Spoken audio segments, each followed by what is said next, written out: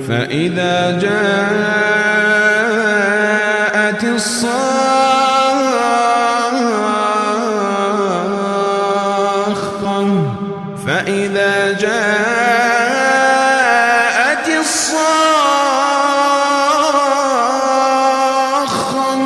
يوم يفر المرء من أخيه وأمه وأبيه وصاحبته وبنيه لكل امرئ منهم يومئذ شأن يغنيه وجوه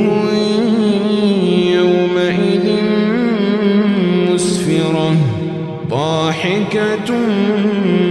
مستبشرة ووجوه يومئذ